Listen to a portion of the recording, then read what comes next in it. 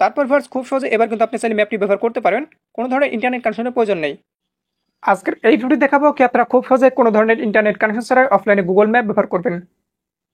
তো ভিউয়ার্স ধরুন আপনি এমন একটি জায়গায় গেছেন যেখানে আপনার সিমটিতে ঠিকমতো ইন্টারনেট পাচ্ছে না, কিংবা সেখানে কোনো ধরনের ইন্টারনেট কানেকশন নেই, তবে সেক্ষেত্রে আপনারা চাইলে গুগল ম্যাপ ব্যবহার করতে পারেন কোনো ধরনের ইন্টারনেট কানেকশন ছাড়া অফলাইনেই।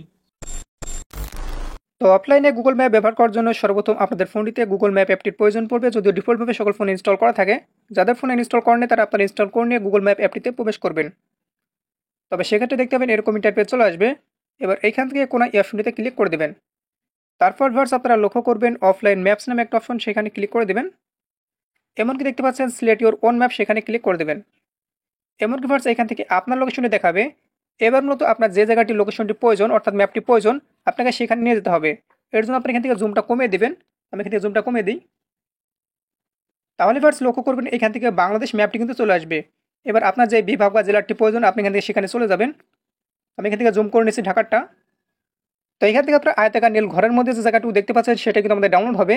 কেন যদি আপনার একটি পুরো দেশ ডাউনলোড করতে চান তবে সে কিন্তু অনেক এমবি হবে, যেটা কিন্তু আপনার ফোনে রাখা সম্ভব না। তো অবশ্যই আপনার যেটুকু প্রয়োজন আপনি সিলেক্ট করে দেবেন।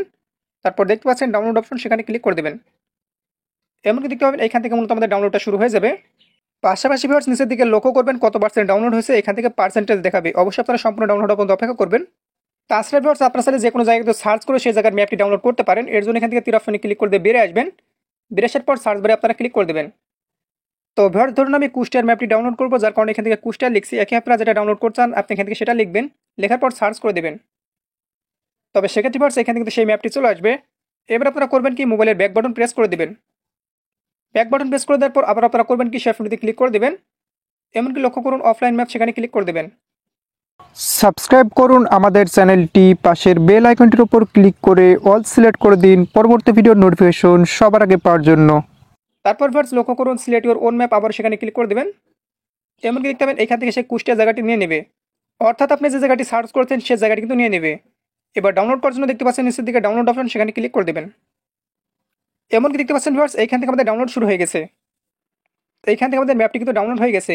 তো এবার যদি আমি এখান থেকে মূলত আমার ওয়াইফাইটি চালু রয়েছে বন্ধ করে দিই, তারপর দেখতে পাচ্ছেন কোনো ধরনের নেট কানেকশন চালু করা নেই। এবার আমি এখান থেকে সেটার উপর ক্লিক করে দিচ্ছি। এমনকি দেখতে পাচ্ছেন এখান থেকে ম্যাপের উপর ক্লিক করে দেবেন। তারপর ভিউয়ার্স খুব সহজে এবার কিন্তু আপনি চাইলে ম্যাপটি ব্যবহার করতে পারেন, কোনো ধরনের ইন্টারনেট কানেকশনের প্রয়োজন নেই।